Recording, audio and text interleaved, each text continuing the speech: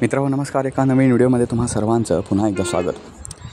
मित्रांनो, अलीकडच्या काळामध्ये लोडशेडिंगचे प्रकार खूप वाढलेले आहेत. लोडशेडिंग नसेल आणि पावसाळा असेल तर पावसाळ्यात वारंवार वीज जाणं, लाईट जाणं ही तर नित्याची बाब आहे. तर अशावेळी काही लोक सोलर सिस्टीमकडे आशादायी नजरेनं पाहत आहेत. तर मित्रांनो, सोलर सिस्टीमबद्दल अनेक गैरसमज आहेत आणि काही त्यातले गैरसमज हे खरेसुद्धा आहेत. तर आज आपण सोलर सिस्टीमबद्दल तुमच्या मनात असलेल्या जवळपास सर्व प्रश्नांची उत्तरं देण्याचा प्रयत्न करणार आहे. जवळपास सर्व प्रश्नांची उत्तरं. तरीसुद्धा तुम्हाला काही शंका असतील तर कॉमेंट बॉक्समध्ये नक्की विचारा. त्या शंकांचं निरसन करण्याचासुद्धा मी माझ्या परीने प्रयत्न करेन. तर मित्रांनो, सोलर सिस्टीमबद्दल आजची माहिती तुम्हाला कशी वाटली ते सुद्धा कॉमेंट बॉक्समध्ये नक्की कळवा. तर आजच्या व्हिडिओला सुरुवात करूया. मित्रांनो, सोलर सिस्टीम जाणून घेण्यापूर्वी सोलर सिस्टीम म्हणजे काय हे सगळ्यांना माहिती आहे, पण त्यातले तांत्रिक गोष्टी जाणून घेण्यासाठी आपण या सोलर सिस्टीमचे प्रकार कोणते आहेत ते पहिले पाहू. सोलर सिस्टीमचे प्रकार हे 3 आहेत, ज्यातले 2 प्रकार जुने आहेत आणि एक प्रकार आता नवीन टेक्नॉलॉजीसह आलेला आहे. तर पहिला प्रकार आहे तो ऑनग्रीड सोलर सिस्टीममध्ये काय असतं बघा. ऑनग्रीड सिस्टीम म्हणजे ज्यावेळी लाईट जाते, MSEBची लाईट ज्यावेळी ऑफ होते त्यावेळी तुमची सोलर सिस्टीमची लाईटसुद्धा ऑफ होईल. म्हणजे तुमची सोलर सिस्टीमसुद्धा त्यावेळी काम करणार नाही. म्हणजे हे कसं काय होतं सांगतो मित्रांनो. सोलर सिस्टीमची तुम्हाला माहिती असेल, ज्यांच्याकडे सोलर सिस्टीम आहे त्यांच्याकडे त्याचा एक पॉईंट हा ग्रीडशी कनेक्ट असतो, म्हणजे MSEBशी कनेक्ट असतो. आता एक उदाहरण घ्या. तुमची सोलर सिस्टीम समजा ऑन आहे आणि MSEBनं त्यांची लाईट ऑफ केलेली आहे. त्याचवेळी MSEBचं काहीतरी काम सुरू आहे. समजा MSEBचे कर्मचारी काम करत आहेत, त्यामुळे त्यांनी लाईट ऑफ केले आणि त्यावेळी तुमची सोलर सिस्टीम जर चालू असेल तर त्या सोलर सिस्टीममधून जी लाईट पास होते त्याचा करंट त्या कर्मचाऱ्याला लागू शकतो. हे तुम्हाला कळलं असेल मला काय म्हणायचं आहे ते. सोलर सिस्टीम जर त्यावेळी बंद झाली नाही तर त्याचा करंट लाईटचं काम करणाऱ्या MSEBच्या कर्मचाऱ्याला लागू शकतो. त्यामुळे ही टेक्नॉलॉजी तशी केलेली आहे ऑनग्रीडची, की ज्यावेळी MSEBची लाईट ऑफ होईल त्यावेळी तुमची सोलर सिस्टीमसुद्धा काम करणार नाही. सोलर सिस्टीमची लाईटसुद्धा ऑफ होईल. हा ऑनग्रीडचा अर्थ झाला. ऑफग्रीड सोलर सिस्टीम म्हणजे काय, तर ऑफग्रीडमध्ये सोलर सिस्टीमसोबतच एक इन्व्हर्टरची यंत्रणा येते, इन्व्हर्टर विथ बॅटरी. त्यामुळे ही ऑनग्रीडपेक्षा कॉस्टली अशी सोलर सिस्टीम आहे. ही सोलर सिस्टीम ऑनग्रीडसारखंच काम करते, पण याच्यामध्ये इन्व्हर्टर विथ बॅटरी असल्यामुळे ज्यावेळी तुमची MSEBची लाईट जाते त्यावेळी मगाशी म्हटलं ऑनग्रीडचं की तुमची सोलर सिस्टीमची लाईटसुद्धा बंद पडते. तर ह्या ऑफग्रीडमध्ये काय होतं, सोलर सिस्टीमची लाईट आणि MSEBची लाईट दोन्ही बंद झाल्या की जी इन्व्हर्टरची सिस्टीम लावलेली आहे, इन्व्हर्टर विथ बॅटरी, तर ती इन्व्हर्टर चार्ज झालेला असतो, तो तुम्हाला सर्व्हिस देतो आणि त्यामुळे तुम्हाला ती वापरता येते. ती सिस्टीम कोलॅप्स झाली आणि तोपर्यंत MSEBची लाईट नाही आली तर तुमची यंत्रणा पूर्ण बंद पडते. ओके, हे ऑफग्रीडचा अर्थ झाला. आता हायब्रीडचा अर्थ. हायब्रीड ही आत्ताची नवीन टेक्नॉलॉजी आहे, जी ऑनग्रीड प्लस ऑफग्रीड या दोन्हीचं एक मिश्रण आहे. म्हणजे याच्यामध्ये 3 सिस्टीम असतात मित्रांनो. एक म्हणजे असते ऑनग्रीडची सिस्टीम, म्हणजे तुम्हाला ऑनग्रीडचा अर्थ सांगितला, प्लस ऑफग्रीडची सिस्टीमसुद्धा याच्यामध्ये असते. इन्व्हर्टर विथ बॅटरी पण असते. तर इन्व्हर्टर विथ बॅटरी आणि तिसरा सपोर्ट असतो तो ग्रीडचा. त्यामुळे तुम्हाला ॲट अ टाईम 3 सिस्टीम मिळतात. 3 सिस्टीमवर ही हायब्रिड सिस्टीम काम करीत असते. म्हणजे अतिरिक्त जी सोलर सिस्टीमद्वारे जी अतिरिक्त वीज तयार होते ती वीज MSEBच्या ग्रीडवर ट्रान्सफर करतं. ही सोलर सिस्टीम जी आहे ती सोलर सिस्टीम ग्रीडला ट्रान्सफर करतं MSEBच्या आता तुमची समजा लाईट गेली, MSEBची लाईट गेली, तर त्यावेळी एक तर इन्व्हर्टर तर त्याच्यामध्ये असतोच इन्व्हर्टर, ती पॉवर काम करू लागते. तीसुद्धा कमी झाली की तुम्ही जी MSEBला जी एक्सपोर्ट केलेली वीज आहे, ग्रीडला सेव्ह झालेली वीज, ती काम करायला लागते. त्यामुळे हायब्रिड सिस्टीम ही अत्याधुनिक आहे. बरं, ह्या हायब्रिड सिस्टीमवर जो ह्याचा इन्व्हर्टर असतो, तो डिजिटल इन्व्हर्टर असतो. तो असं काम करतो की तुमच्या मोबाईलवर सुद्धा तुम्हाला कळू शकतं, जर वायफाय कनेक्ट केलं तर. Digital inverter with wifi connect असेल तर तुम्हाला मोबाईलवर सुद्धा कळू शकतं की तुम्ही किती जादा विजेचं उत्पन्न घेतलं आहे, ग्रीडवर किती तुमची विजेचं हे सेव्ह आहे वगैरे वगैरे. हे सगळी तुम्हाला डिजिटली म्हणजे मोबाईलवर सुद्धा कुठेही असलात तुम्ही तरी ते गोष्ट पाहू शकता. हे सोलर सिस्टीमचे 3 प्रकार आहेत. आता कुठली सोलर सिस्टीम चांगली आहे हे तुम्ही ठरवायचे. मी तिन्हींचे उपयोग सांगितले तुम्हाला. पण माझा सल्ला तुम्हाला असा असेल, तुम्ही एखाद्या शहरामध्ये राहताय, तर शहरामध्ये एक असं लाईट जरी गेली तर ती फार काळ बंद राहत नाही. कारण जेव्हा लाईट जाते त्यावेळी तुलनेनं लवकर लाईट ही शहरामध्ये येते. कारण शहरामध्ये MSEBची पूर्ण यंत्रणा असते, तर त्यामुळे ती लगेचच येते. एक जास्तीत जास्त 3 ते 4 तासात लाईट येते. त्यामुळे तुमचा ऑनग्रीड शहरासाठी ऑनग्रीड हा पर्याय चांगला आहे त्या मानानं.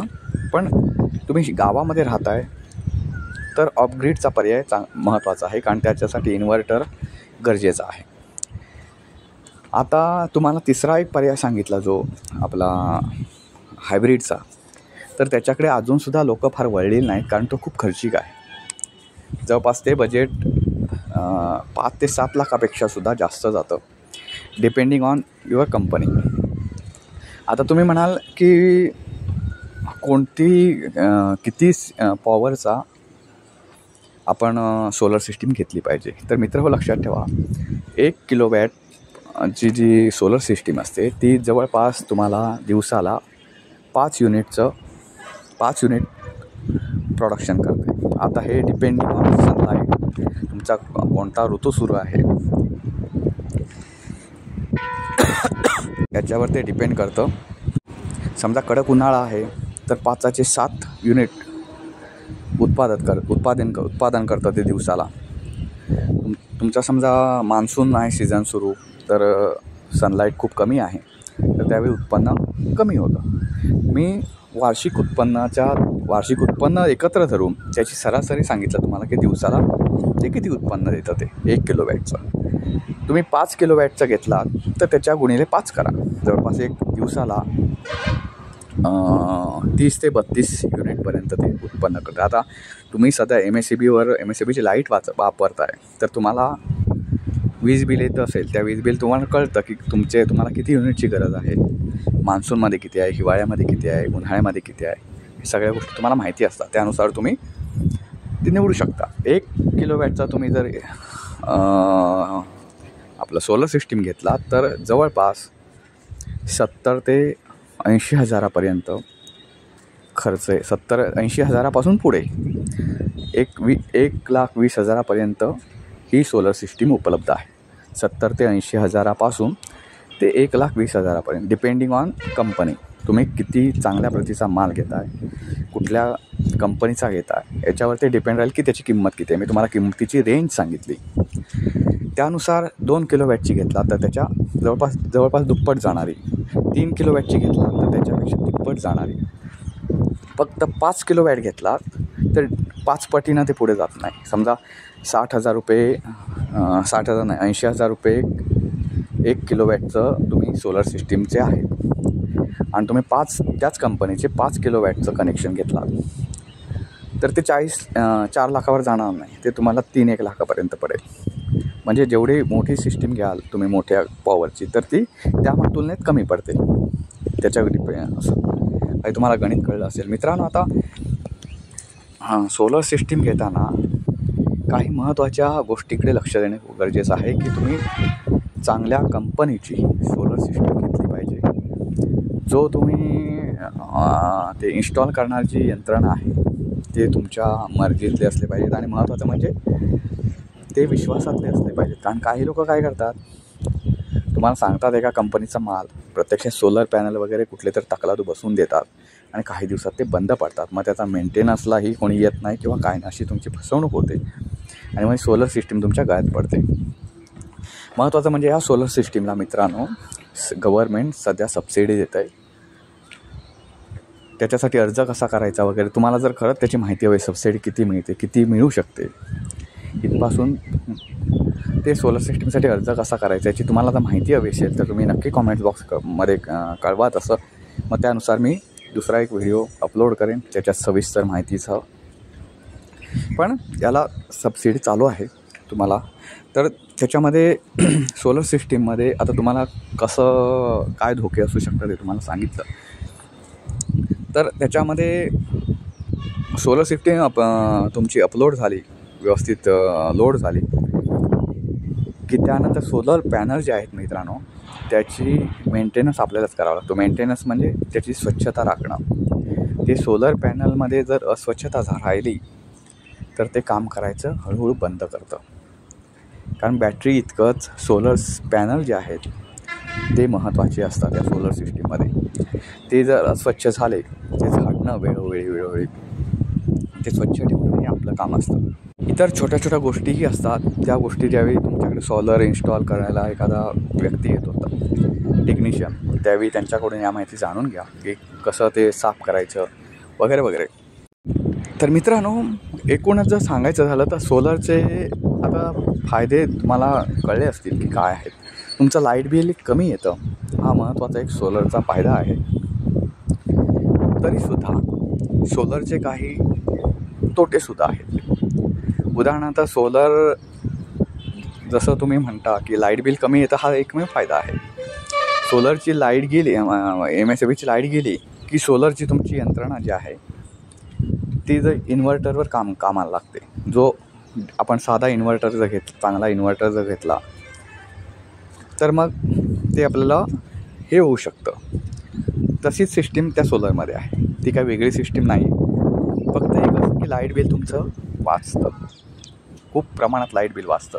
त्यामुळे सोलर त्या दृष्टीने परवडतो. तुम्ही म्हणाल की लाईट नेहमी जाते, तर आता सोलर काम करेल लाईट गेल्यावर, असं अजिबात नाही. तुमच्याकडे इन्व्हर्टर, तो सोलरमधला इन्व्हर्टर काम करतो. जो काही लोकांच्या घरामध्ये नुसतं इन्व्हर्टर जे घेतात त्याच्याकडे सुद्धा तेच काम करतो, तेच काम सोलरमध्ये काम करतो. अन्यथा सोलर सिस्टीमचा काही फायदा नाही त्याच दृष्टीने. आणखी एक महत्त्वाचं मित्रांनो, सोलर सिस्टीम एवढं आपण सरकार त्याच्याबाबत हे पसरवतं की सोलर सिस्टीम घ्या वगैरे वगैरे, सबसिडी देत आहे. पण त्याच्यावर अजूनसुद्धा MSEBचं नियंत्रण आहे. ते का, हा एक प्रश्न पडण्यासारखा आहे. कारण सोलर सिस्टीममध्ये सगळं जे काय आपण वीज उत्पादन करण्यापासून सगळ्या गोष्टी आपण करतो, आपण आपल्या पैशाने करतो आहे. मग त्याच्यावर सरकारचं नियंत्रण आणि MSEBचं नियंत्रण असण्याची काहीच गरज नाही. इतर देशांमध्ये जर पाहिलात तुम्ही मित्रांनो, चीनसारख्या देशांमध्ये, तर तिथे तुम्हाला सोलर सिस्टीमचं सोडा, तिथे प्रत्येकजण 2-3 घरामागे एक प्रोजेक्ट राबवतात ते आणि स्वतः इलेक्ट्रिसिटी उत्पादन करतात.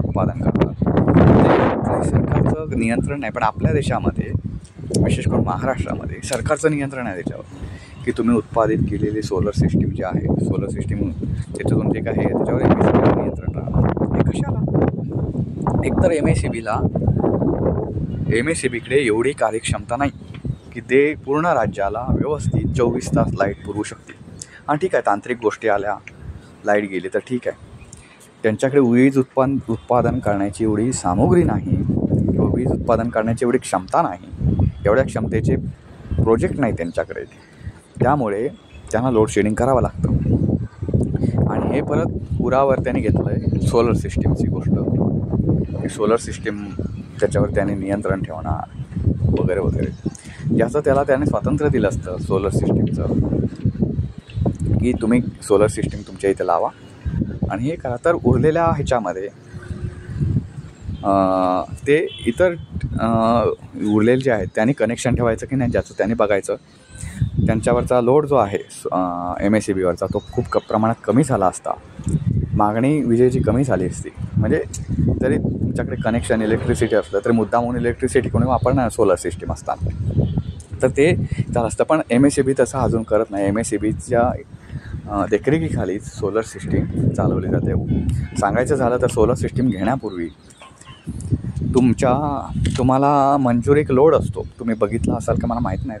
तुम्ही जर MSEBला गेलात तर MSEBनं तुम्हाला एक लोड मंजूर केला जातो की किती लोडपर्यंत तुम्ही रोजची वीज वापरू शकता. तुम्हाला माहीत नसेल ही गोष्ट,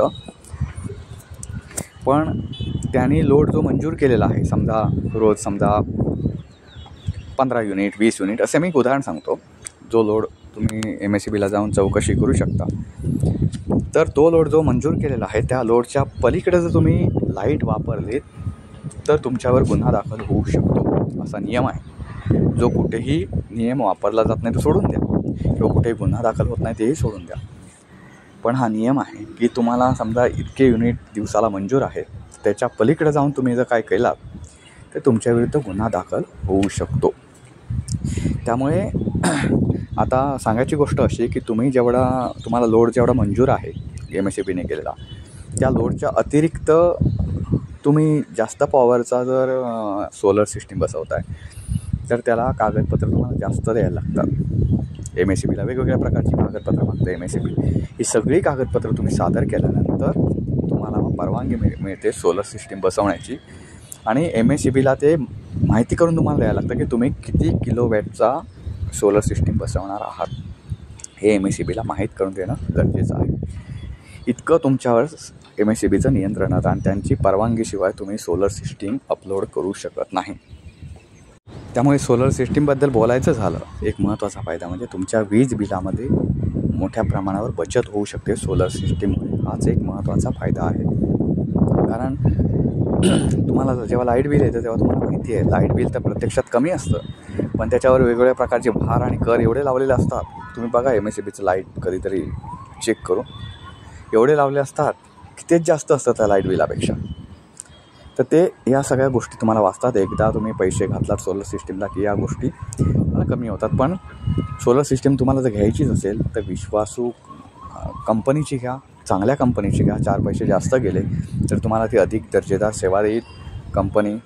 आणि मेन म्हणजे जे येणारे कर्मचारी आहेत त्यांच्याकडून ते व्यवस्थित कंपनीचाच माल वापरला जातो की नाही, याची कंपनीच्याच वस्तू वापरल्या जातात की नाही याच्याकडे लक्षात ठेवा मित्रांनो. कारण सोलर सिस्टीमच्या बऱ्यापैकी तक्रारी ह्या येत राहतात, त्यामुळे या गोष्टीकडे लक्ष ठेवा मित्रांनो. हा व्हिडिओ तुम्हाला कसा वाटला ते नक्की कळवा.